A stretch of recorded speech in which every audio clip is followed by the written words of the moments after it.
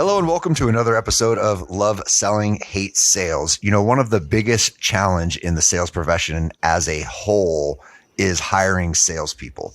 When you think about what it takes to find the right fit salesperson for your organization, to bring them on board, to enable them to onboard and train them, and then all of a sudden, what are the stats? I'm sure Nigel's going to know this better than me, that they churn, they move on, they burn out, and they go somewhere else. Hiring is a serious challenge in the sales profession as a whole. So today I've brought Nigel Green, who's a sought after sales advisor and author of Revenue Harvest, a sales leader's almanac for planning the perfect year, and an authority on improving sales team performance, recognized by Selling Power as a top consultant in 2021 and 2022. So I can't think of anyone better to guide our audience here through what it takes to really hire salespeople. Nigel, thanks for joining the show. Josh, thanks for having me. And I tell you, I hate sales, so I'm in the right place. That's funny.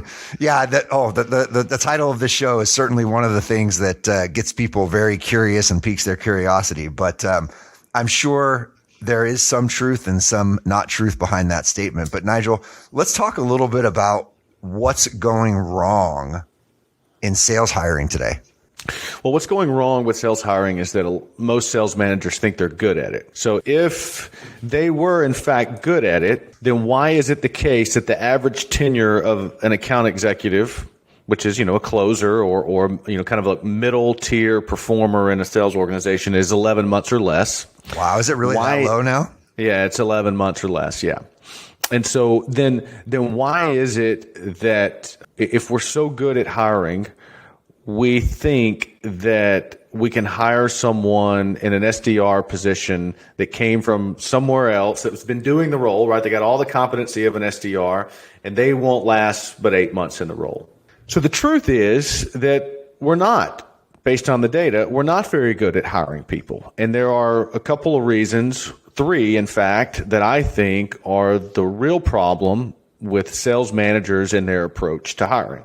The first problem, Josh, is that VP of sales, founder, whoever their leader is, comes to them and says, "Hey, Josh, I need you to hire 2 people." And boom, immediately we go right into interviewing. We go to HR, we post a job posting, or we get on LinkedIn and we start looking for candidates without doing the first part of the job of hiring anyone, which is to go and do some preparation work, which is to do a job analysis, get real clarity on the job qualifications, and review the existing job description. And a lot of sales managers haven't looked at the job description for the teams, for the individuals on their team in a couple of years, if ever. They don't look at the job description. And a lot of it's full with legalese and HR jargon that doesn't amount to hill of beans of what it means to actually do the job well. So a job analysis means that we're going to understand and get clear on what needs to happen in the role, meaning what are the activities at what cadence that will yield success. Okay, it means if we've already got individuals in the role, we talk to the top performers and get their input on what their day looks like, how that day is shifted now that they're a top performer versus when they were getting started in the role, because those two aren't the same. Those 2 days are not the same. And then we take that job analysis and we look at qualifications. And what's the difference between analysis and the qualifications? Well, when we know what needs to be done, then we can determine what skill sets and behaviors and wiring will set someone up to be successful in that. Because if you've been in this game long enough, you know that just because you're in sales doesn't mean you're going to be good at a certain type of selling. I've had a lot of really top performers come to me and show me their resume that they were really good, and then they sucked at my job. Yeah. And I've done the same thing. I have said, this guy's terrible. And then they go on to be chairman's club somewhere else. That's because the qualifications and the analysis work are very important, and oftentimes we don't do it as sales leaders. So that's the first mistake. I call that seller market fit. Sorry to cut you off there, but it's a big thing, right? Like I sell marketing to marketers and I'm good at it. That doesn't mean I could go sell engineering to engineers and be any good at it. Absolutely. You could take the best SaaS salesperson, selling multi-million-dollar deals, and then you bring them to me and they want to interview to go into the OR and sell knees and hips to doctors. No way. They're going to eat them alive. Yep. Just won't happen. So that's okay. The second mistake is they don't have a process, meaning that they don't understand how to design the series of interviews. And I use the word series because we're not just having one conversation, but they don't use the series of interviews to highlight, to reveal, to show how this person sells. And so let me give you an example. If you know your sales process, meaning that maybe the sales process is highly predicated on email or crafty sales copy, but then your interview process doesn't have a step where they have to write sales copy, what are we doing? If you need them to communicate via Zoom, sell, have a big personality, win a room, but yet you never have them do that in the interview process, oh, buddy, what's going on? So I think you need to have a defined process that mirrors the way your customers want to buy to allow that seller to show you their capabilities and their competencies throughout that process. So we don't have a process. That's the second mistake. And then the third mistake, and this is one we're all guilty of, we have biases. We believe, based on our own experience or our own success in the role, that a certain set of behaviors or a certain condition that existed in this candidate before is going to make them successful. So I'll be very specific. I have a bias towards ex-college athletes. Why? Because I was an ex-college athlete and I was successful in sales. And I know a number of other ex-college athletes that are successful in sales. Does it mean that every ex-college football player is going to be good at sales? Hell no. Not at all. Some of them are lazy. Some of them are terrible. Some of them can't tie their shoes. But that's my bias. And so we have to have a really good process to check our own biases at the door. So those are the three mistakes. We don't prepare by doing a good, proper job analysis. We don't have a real process, and we all have our biases, and we let our biases inform largely false intuitions or false gut feelings about people. So you want to hear something funny on bias? My entire sales team here played hockey at Arizona State, including myself. Whoops. Great. No, it's not. How about that for bias?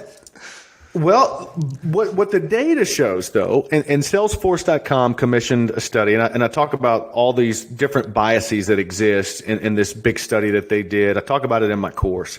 So the data says that you're actually likely to be more successful in sales because you played a team sport at the collegiate level. However, if you played an individual sport, you actually are statistically more likely to be successful in sales. So, and think about, here's why that is. If you were a boxer, a golfer, a tennis player, if you ran track, if you were a swimmer, yes, you were on a team, but you competed against yourself. Like, no one else is going to make you get in the pool at 5 o'clock in the morning and swim, or stay and hit golf balls till it's dark. Like, there's no team to do that. It's just you. And that's kind of how selling is that, yes, you're a part of a team, but you're only as good as your last call, your last week, your last month. And you can hide on a team like football and basketball. You can't hide in swimming. You can't hide in tennis. And you can't hide in sales. That's great. I actually wouldn't have thought of that, but now that you pointed out, it makes a lot of sense, right? Just the analogy of going out and having the discipline to hit 1,000 golf balls after practice, that type of thing, that is going to transfer into, listen, man, we're not cutting it right now. What's it going to take to go and close a deal, find a deal, whatever, to make sure that the next quarter doesn't look like the quarter prior? I think that's really, really exciting insight. So let's look at your three. Oh, sorry, go ahead. I was gonna say, but are there hockey players that are going to stay after practice? And yes, there are. For sure. But just because they played hockey at Arizona State doesn't mean, like, we have to do our job in the process of uncovering, all right, what is it about this individual? Like, why are they competitive? What's in it for them? And so that's where the process and the questions, we have to use those in a way to check our own biases. Yeah, and I think if you think about it too, as a business scales, that becomes more and more important. Because you think of the spectrum of a startup or an entrepreneur who's making his first sales hire, there's a really good chance they're going to go based on loyalty and trust and relationship. Whereas as the company grows and gets bigger and has to scale and is growing a team of salespeople, you can't rely on that anymore. It's just not scalable. So there's got to be a way to create a system, which it sounds like your three reasons that they fail leads into a system for hiring. Correct. And here's the thing about the system that I want to talk about too. So a lot of them say, well, we have a system. Well, no, human resources has a system for hiring anybody in the company. My grandfather used to tell me, he said, son, if you sat down at the poker table and you can't find the sucker, it's you. And so what does that have to do with the interviewing process? Okay, well, if you're listening to this and you work with an HR department, God love them, I love mine. Here's what always happens. Nigel, you're going to love this person. They're so great. They're just every single salesperson they interview, they love. That's because they are the sucker. Salespeople are professional interviewers. Even the bad ones are professional interviewers because even though they're bad at selling, we're charming they still go. They're charming. They go get at bats every day. They go and interview in front of potential customers every single day. They get a lot of reps at trying to say what you want to hear. So the untrained ear and the untrained eye, the human resource professional, loves every one of them. And so if your process for interviewing salespeople is the human resources process that they use for accountants and HR professionals and engineers, you are a sucker. Bad gate. So what's the alternative? Where does that start? If HR is not your first filter, where is the first filter? Well, the first filter, I believe, is you've got to interrupt the pattern. And I call this the rapid fire interview. I don't care where you do this. I think that I have a belief that you need to do it earlier just so as to not muddy your candidate pipeline and overstate the candidates you have. I like to do it early. And I think it has to be done by the sales leader. And it's an interview that is unlike any other that they're used to. I am going to just immediately ask questions that are uncomfortable. We're never going to look at your resume. I'm not going to ask you one single thing about a job that you've done. I'm going to get to know you. And I'm going to ask you things that you probably don't expect to hear from me because all I'm trying to do is interrupt this pattern, this facade. You're coming in expecting to tell me all the great things that you've done on your resume, why I need to hire you. You're going to ask me questions about, well, have you, based on anything we've talked about today, any reason why you wouldn't move me forward? I'm not going to let you do any of that bullshit because I'm going to blow you up with questions that you just didn't expect. Like, how much money did you make last month and what did you do with it? How did you spend it? How did you save it? Tell me about a time you lied at work. You know, questions like, well, you think about, I don't lie at work. You've never lied at work. You're lying right now. You know, and so I'm getting at who they are to try to make them feel uncomfortable. Because if you can handle me making you feel uncomfortable and you can be authentic, you're not going to be a salesperson. You're going to be a real human that engages with our customers, that's going to ask good questions and going to be okay with the unavoidable discomfort that comes from having difficult conversations with buyers. Dude, I love it. Now I want to interview with you just to have fun. It would be fun. And so in the course, I have recordings of me doing this with candidates. Yeah. So, I mean, the rapid fire interview sounds like something that would be super fun to be a part of. Do you have any more examples of how that works? Yeah. So in the course, I share some examples of me actually doing that with real candidates for clients of mine. The challenge, Josh, is that most sales leaders are uncomfortable doing that. So I've put together a list of like 70 questions that have nothing to do with like competency, kind of as a cheat sheet for sales leaders to ask during those interviews. So they can do the rapid fire and have some kind of questions in their arsenal to hit a candidate with. And what you're trying to ferret out is less about their ability to sell, but more about being a real human, it sounds like. Yeah, because that's really what you have to do to sell today. Like if your sales MO is a talk track or memorizing language or not being able to be quick on your feet or not being inquisitive, which is also the other part of the rapid fire Q&A, is I tell them, I'm going to hit you with questions for 15 minutes, then I'm going to shut up. And so when I shut up and you start asking, if your questions are, well, what's a day like? Or what are the next steps? If you aren't inquisitive, it's not going to work. And so I'm underwhelmed at the number of candidates that say, well, I don't really have any questions, or the questions they have are just so basic. It's about the comp plan. It's about and there's a place for all of that. Sure. But if I just hit you, you got a mirror. If I just hit you with questions about who do you go to for advice, who's your mentor, and you come back at me with questions about the comp plan, you miss some kind of social cue there. Yeah. So, I mean, if you're going through this process, what are you finding the numbers look like, right? Like, how many people are you getting through if you need to get, let's say, one candidate? What are the numbers coming Somewhere back like? between like 10 and 15 to 1 of the rapid fire interview that I actually will hire. When I get to the final stage, which for most of my clients is like some type of formal presentation in a room, I have 3 candidates that I want to see in that final stage. Yeah.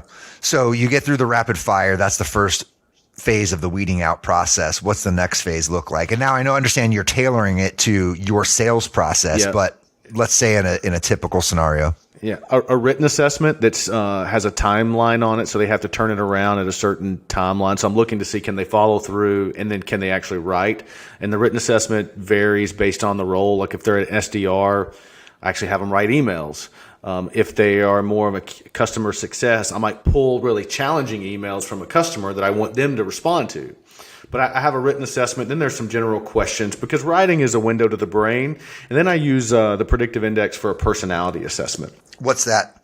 The predictive index is a talent optimization tool. So where it's different than like DISC or Myers-Briggs is it actually will show you not only how to interview that person, meaning like how to ask, like it gives you questions to ask.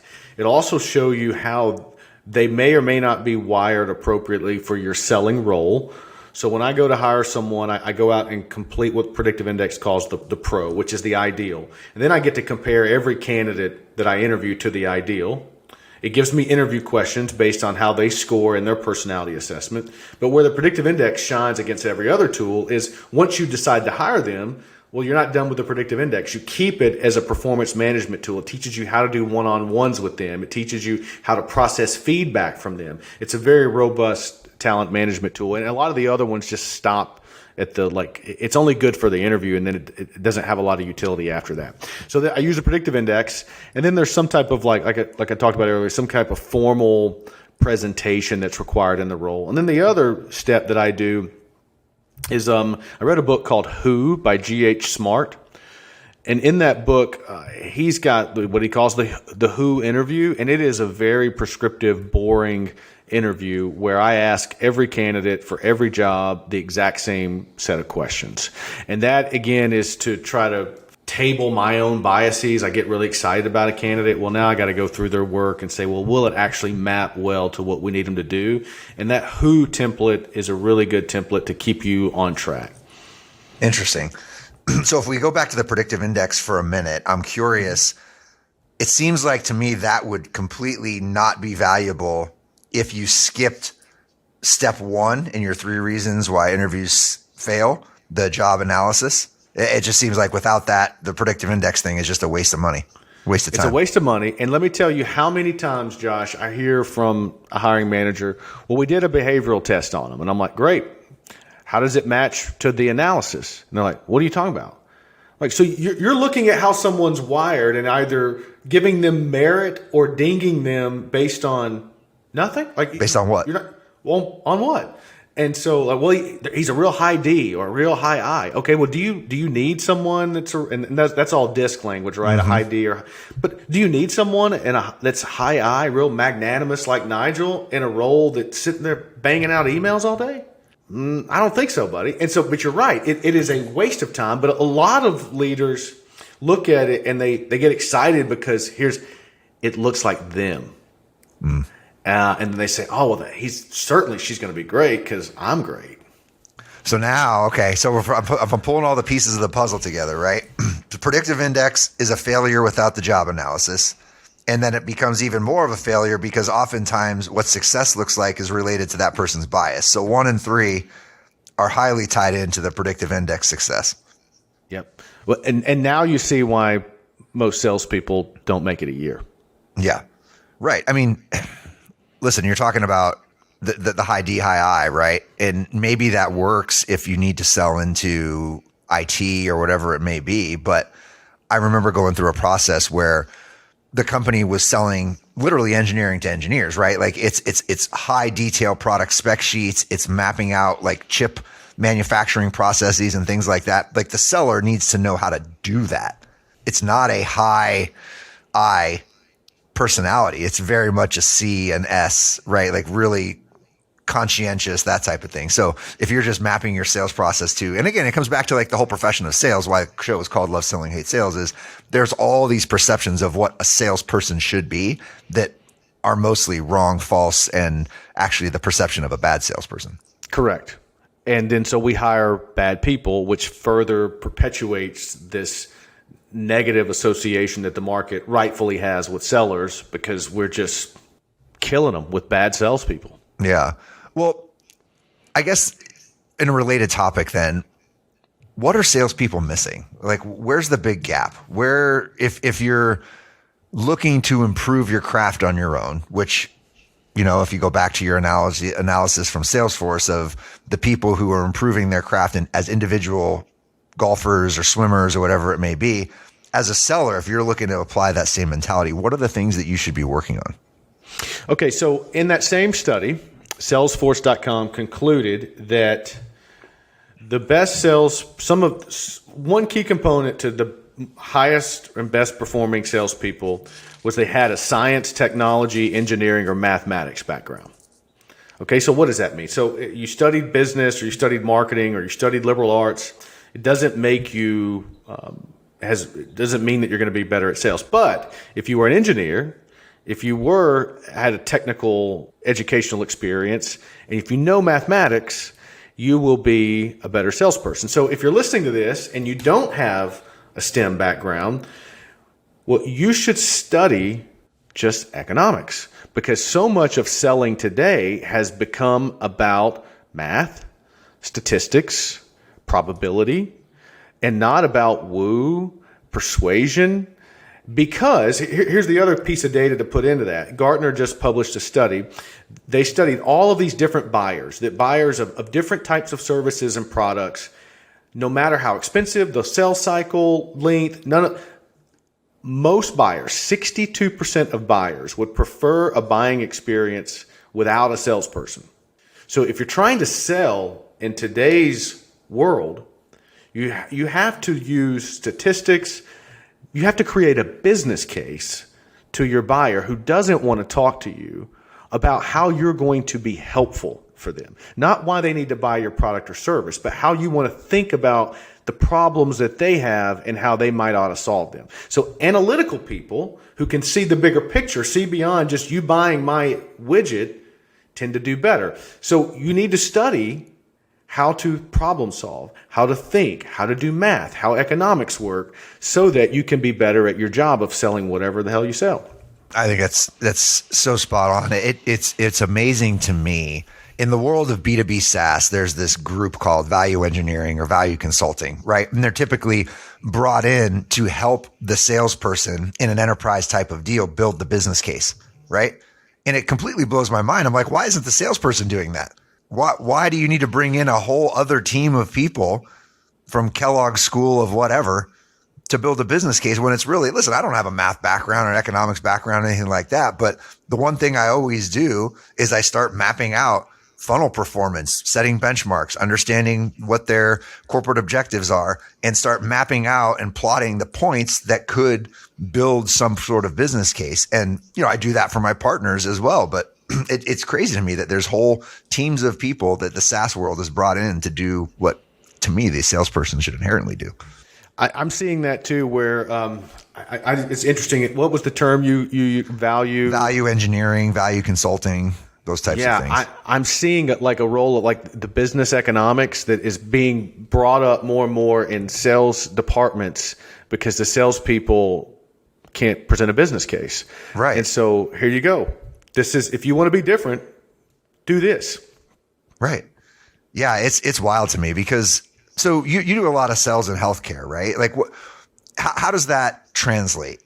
Are you doing the same thing? I mean, healthcare is very broad. So you have everything from pharma, med device, capital equipment, B2B SaaS technology, everything. But what are the big triggers that people are buying into in healthcare?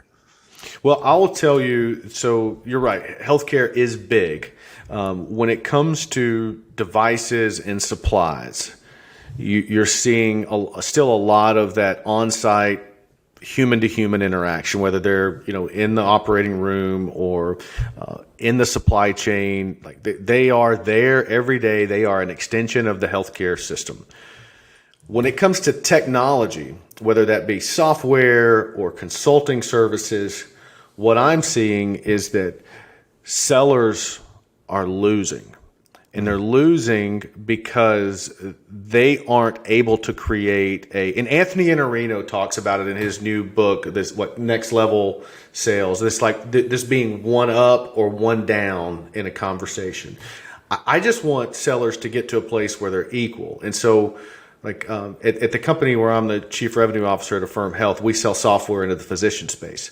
My job on the sales team is only to introduce our company peer to the peer at the customer, and I'm out. I'm not a doctor. I'm not a physician. I've never run a physician practice. What am I going to talk about? So our sales team are physicians that have run practices, that understand how the tools that we make work in a practice, and I just facilitate introductions. The customer runs a practice. We hire people internally that used to run practices, and I broker introductions. That's selling. I love that. That's very different because my job now is trying to find peers that can come on as advisors that know something that I don't even know and try to introduce them to our market. So I'm always going to the market and saying, hey, Mr. Customer, if I could introduce you to this physician that ran a practice that's way bigger than yours, that you're aspiring to be, to tell you what, if you knew what he knows now, what would you do differently? Yeah, I'll take a meeting with that person. And that's what my job is. That's so great because you even see that materializing in the B2B SaaS world where SaaS companies are hiring some of their best power users from their customers. Right. And this person's an evangelist. Like they sat in the seat of the person they're trying to sell to. So they've got all this energy and passion and they made all these mistakes and they found these workarounds and hacks and this and that. And you get them in the room with the person you're trying to sell to. And now they're having a dialogue like, oh, well, did you run into this? And how did you solve for this? And it becomes this whole different thing than what you were talking about of persuasion or this. They don't do that. It's just, let's get the right people in the room connected together. And I do think that sales, regardless of healthcare or anything, is going to turn more and more to that because people are looking for trusted validation. And unless you're a Gartner and you're a complete unbiased third party, that trusted validation is going to come from a user, someone who's done it, someone who's been in the seat. So then this is a great place to bring it all together. So you and I both agree that that's where the field of selling is going, is getting peers to peers to solve complex problems. Most interview processes for sales don't have any of that built in it whatsoever. It just is absent of that. And so sales managers are fundamentally interviewing and hiring for skills and tactics that aren't going to work, and they wonder why their sales team isn't successful. That is a great mic drop. I love it. So Nigel, I had the three things, we'll do a quick recap of the three things that you said are why most interviews fail, right? A hiring process for salespeople fail. One was the job analysis, making sure that you know what the role is. What is role clarity? One of those big things that I seem to fly out the window oftentimes. So the job analysis, number one, you have no process, and a process that's designed to mirror your own sales process. So that I think is really good. And the one that was completely fascinating to me was the bias, our own internal biases of hiring people like us or what we feel is a good salesperson or whatever versus using the real data and analysis to back up why this person may or may not fail. What did I miss? I think you got it. And I think that, a shameless plug is let's do it. Yeah. It's your time. For $250, you can avoid a lot of really expensive hiring mistakes. You talked about this in the intro. The average bad hire will cost you $115,000. Now, when you get into the world that you and I live in, a complex selling environment, my statistics is more like north of $300,000. And people that are rolling their eyes at that will think, okay, you paid a recruiter 20% of that salesperson's first year salary. You wasted your time, whatever your time is per hour, all the interviews that you did. You ran a job ad. You wasted time in human resources. And then on top of that, you lost revenue that you could have acquired for your company because you had the bad person in the role. Now, if you add all that up, you're hundreds of thousands of dollars. Easy. Easy. And people are stop making bad hires. And people are underestimating the value of their time. I see it all the time. You get these freaking internal calls with 10 people that should be billing at $300-400 an hour, and they're all anyway. That's another show. Yeah, that was a $10,000 interview that you just conducted, and we're not going to hire that person. Correct. So Nigel, where can everybody find you? We're going to put a link to the course in the show notes, right? So the people if want to access the course, we can do that. If they want to talk to you, find you, where should they go? Find me on LinkedIn. I'm easy to find on LinkedIn. Engage me there, and I'll get right back to you. Okay, great. So yeah, let's do this. If you like the show, you want to hear more from Nigel, we're going to have a link to what's the course called? Hiring Salespeople. Hiring Salespeople in the show notes here. You can find Nigel on LinkedIn. I just did it real quick. I mean, it's literally Nigel Green. So pretty easy to do. And if you like the show, you like the interview, please leave us a review on your favorite podcast platform. It helps us extend our reach. Nigel, thanks for joining the show. Josh, thanks for having me. It was my pleasure.